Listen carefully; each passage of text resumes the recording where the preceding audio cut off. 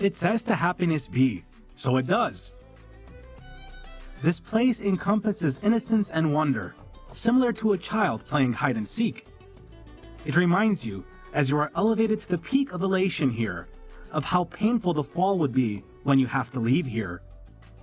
And you turn to the last call of prayer in it.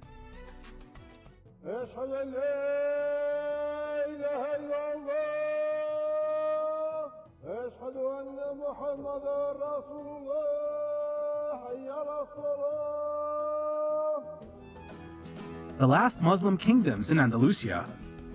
The longest living Muslim kingdom in Andalusia. Its achievements and success were remarkable. They were comparable, if not surpassing, the successes of the Andalusian kingdoms that preceded them.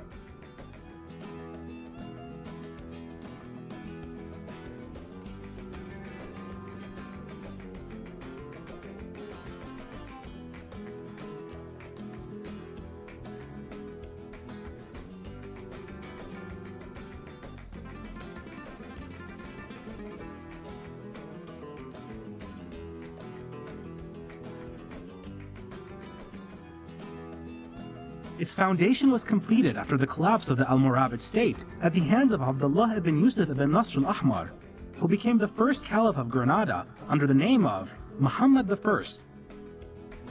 His rule lasted for 41 years.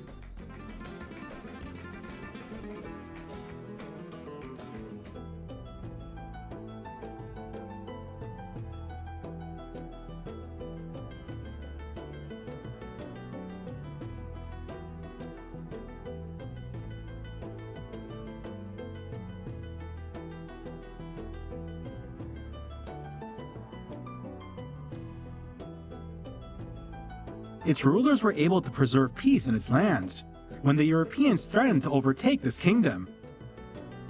After the fall of Cordoba, they were adamant about ending the Islamic rule of Andalusia.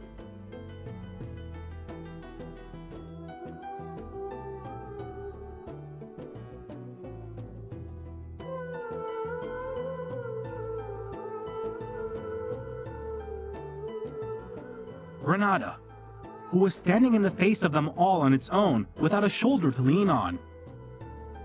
The kingdom impressed Ibn Battuta, who described it as a strong kingdom, despite the constant battles it faced with the kingdoms of Europe, especially the Kingdom of Castile.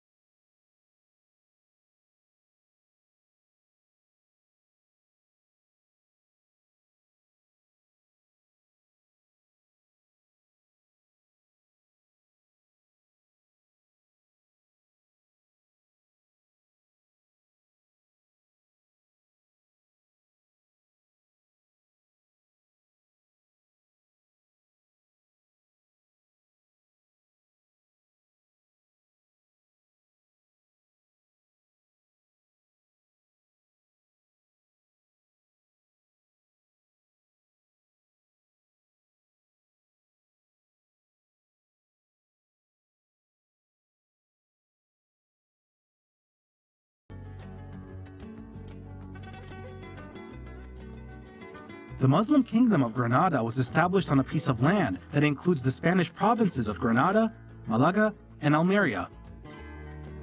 To this day, the residents of these areas can explain the gratitude and respect they have for this land that has offered them the monuments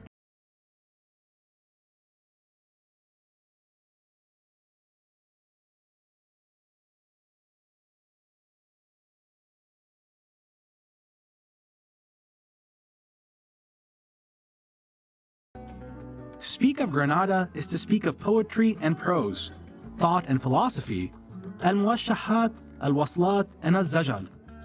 To speak of Granada is to speak of a place of love and wonder.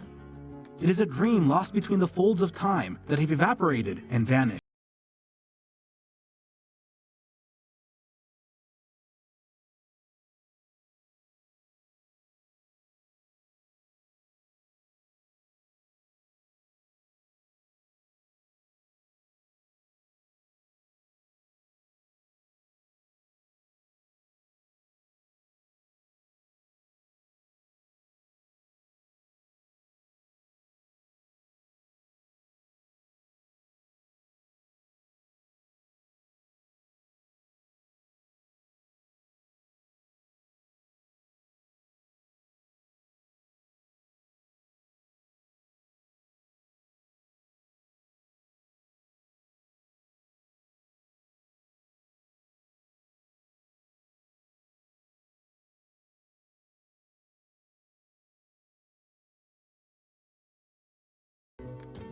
Arabs had the longest-lasting and most influential presence in Granada.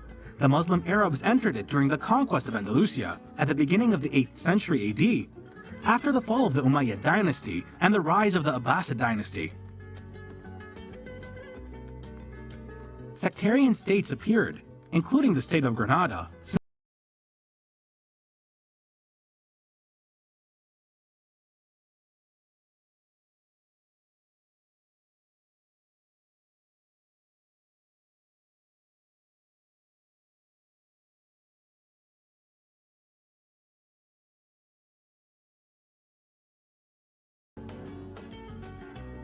Its distinguished story began at the hands of Bani Nasr when Muhammad ibn Yusuf ibn Ahmad ibn Nasr seized Granada and made it the capital of his emirate. It was known as the state of Bani al-Ahmar, and 16 princes succeeded in its ruling. The last of them was Abu Abdullah Muhammad ibn Ali, who after a devastating siege that lasted for 9 months, handed over the keys of the city to the kings of Aragon and Castile, Ferdinand and Isabella, in 897 Hijri or 1492 AD. The Muslims were allowed to practice their faith at first. However, they were soon forced to convert to Christianity or leave Spain.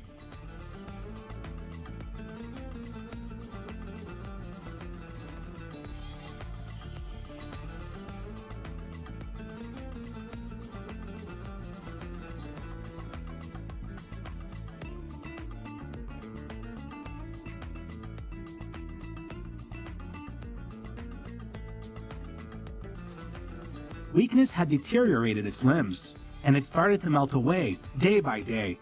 The strong, enchanting, and rebellious kingdom could no longer stand up to their vile faces.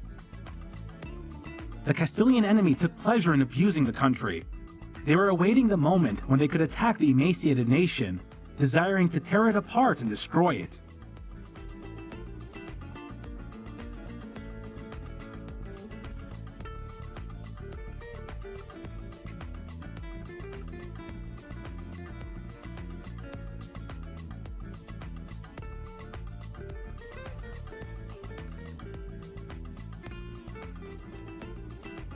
All of those long years did not prevent it from achieving its ambitious hopes of eliminating the Islamic presence in Andalusia. In the middle of the 7th century Hijri, the eastern and central Andalusian states had fallen into the grasp of the Castilians.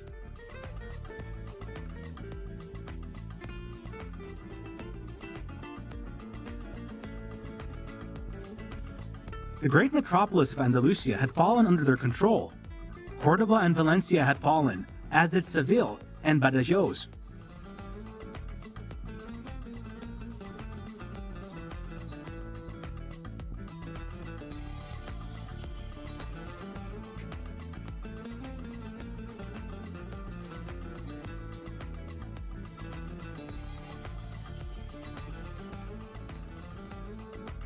They aggressively besieged it and destroyed the crops surrounding the city. They cut off any contact that the nation had with countries abroad.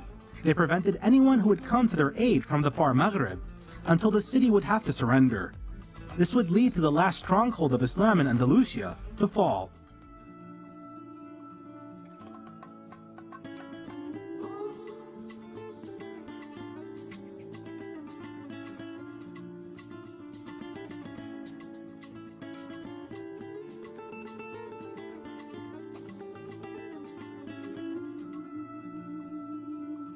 Researchers, historians, and people have deemed Abu Abdullah Saghir as deceitful, condescending, and cowardly. It is stated that he stood with a group of his horsemen at the foot of a mountain where he handed over the keys to the city. He would then steer his horse by its reins and leave. He stood from afar, bidding farewell to the kingdom he lost. Glory had been lost. His mother's words were the best words that could be directed to him in this regard. When she saw him crying, she stated, "Weep like a woman over the lost kingdom, because you had not preserved it like a man." The mound from which he had his last glimpse of Granada and the Alhambra Palace, and where he sighed a deep and agonizing sigh as his mother reprimanded him, is still called by his name to this day. Have you ever experienced going back to the past? Have you ever seen places that were built a long time ago, and in which people lived many hundreds of years ago, whose homes and monuments still exist today? We are in Granada, and below us, we can see the Alhambra, which is built along the Sierra Nevada mountain range. The mountain range winds around the valley with its distinctive patterns that can only be described as the patterns of a flamenco dress. The entire story is told here in the Albayzín neighborhood. It was originally established to receive Muslim refugees who fled to the north of the country to escape the advancing Christian armies.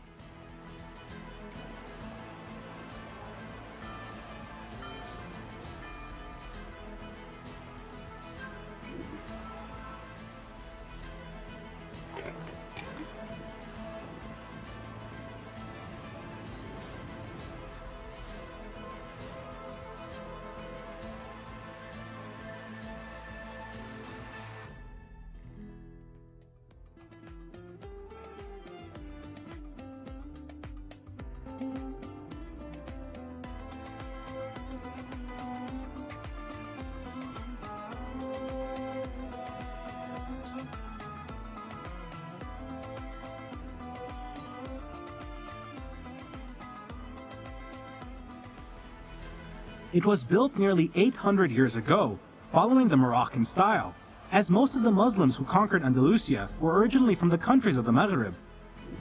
This is why you often find Moroccan motifs in the neighborhood. The houses are small and white and compact, with tightly intersecting and narrow streets.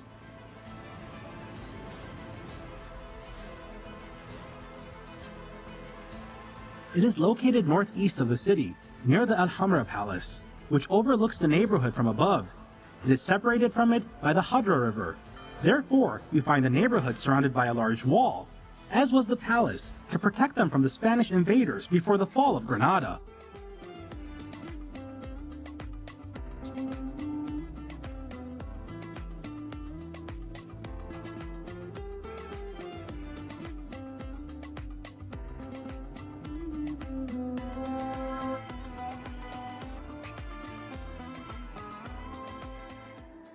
You can sense the scent of cardamom in its streets and alleys. You can witness Arabic restaurants and hear jazz and flamenco music. The spectacle carries on and is completed when you hear the call to prayer, which prevails over these scenes 5 times a day.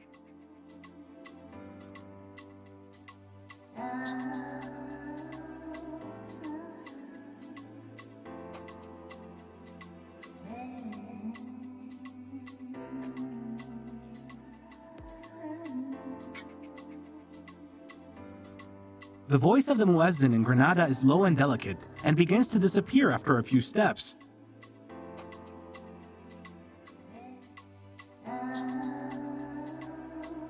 If you enjoy the feeling of awe that afflicts you when you enter holy places, then allow us to take you on a day trip that will reveal to you the splendor of the mosques here.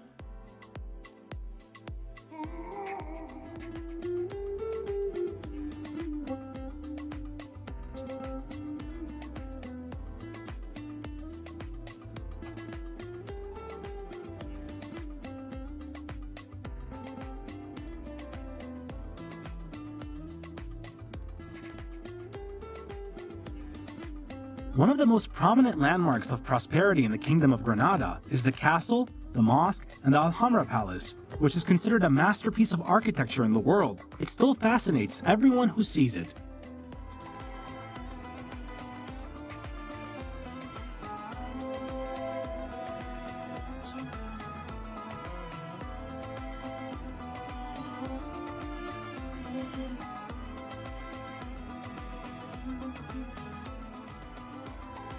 The Alhambra Castle and Palace were built to meet multiple needs. On the military front, it was a fortress with impenetrable walls. The Muslim rulers of Granada were able to preserve their kingdom from military invasions for centuries thanks to it.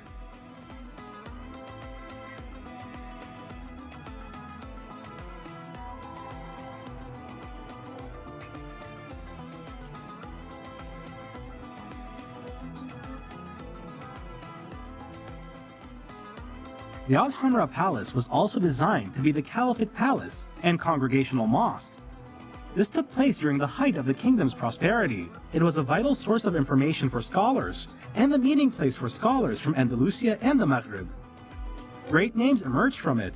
The most important of them is the Andalusian scholar of Granada, Al-Shatibi Ibrahim ibn Musa.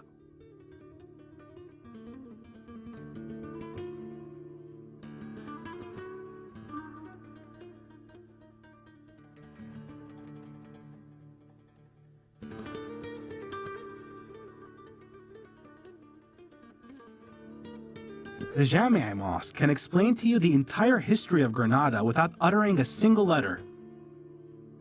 The architectural design of the Granada Mosque was designed after the famous Mosque of Cordoba and the Al-Aqsa Mosque.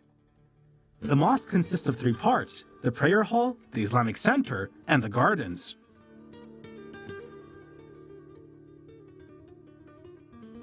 The main gate leads to an open courtyard decorated with fountains inlaid with Andalusian mosaics.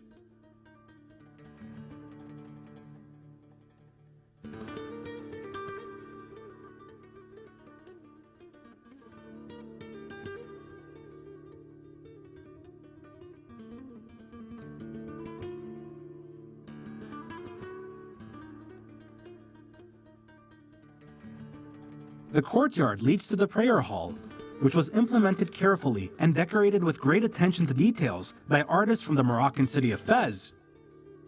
This hall is decorated with authentic elements derived from the traditions of the Islamic world. The mihrab, that determines the direction of the Qibla for prayer, was decorated with the same decorations that are seen on the mihrab of the Great Mosque of Cordoba. The left and the right of the mihrab are 2 cabinets used to store the masahif. They are made of inlaid wood.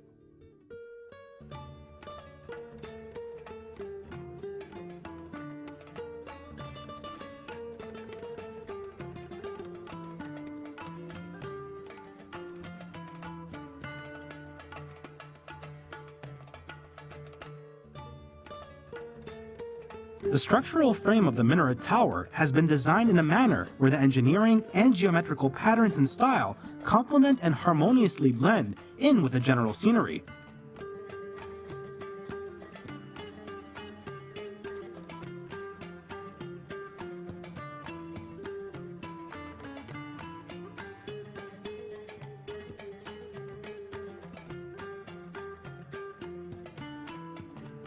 A stone staircase leads to the Muezzin's balcony. It is topped by a sloping pyramidal roof that protrudes from the body of the minaret. It is covered with red tiles and topped with a copper crescent.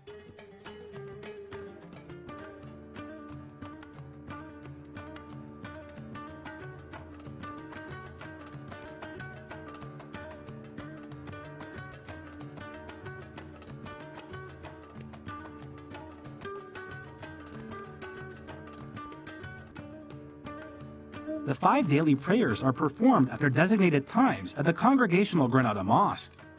It also holds Friday prayers, the 2 Eids, and Taraweeh prayers during the holy month of Ramadan. The mosque also follows a daily program that involves studying and reciting the Holy Quran. Lessons in jurisprudence and al-sirah are also given to adults and children. They also hold training courses related to Islam and Islamic heritage in Spain. They are made available to everyone, both Muslims and non-Muslims.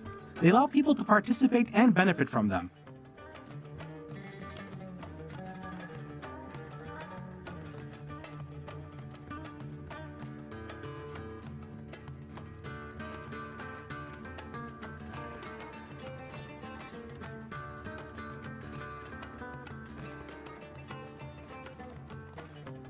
We have finally arrived at the 3rd section of the mosque. It is the gardens of the mosque, in which there are beautiful plants and trees such as pine trees, olive trees, pomegranate trees, orange trees, and lemon trees. They have been cultivated in a way that invokes harmony, and their wonderful aromas linger in the atmosphere of this place.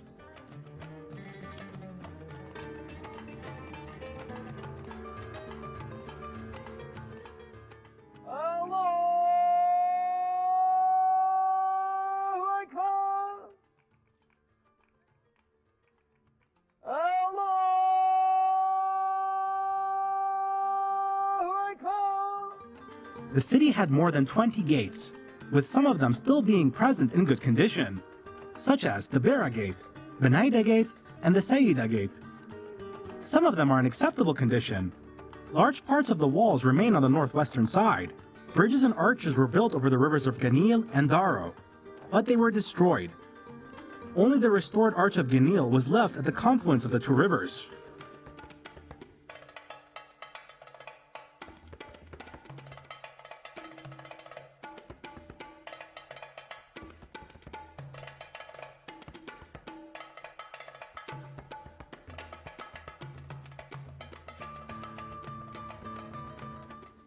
Granada. It still holds on to Eastern traditions. It is present in the tremor of the fingertips, in the beats that arise from the hands and feet and ease into the heart, similar to that of flamenco music.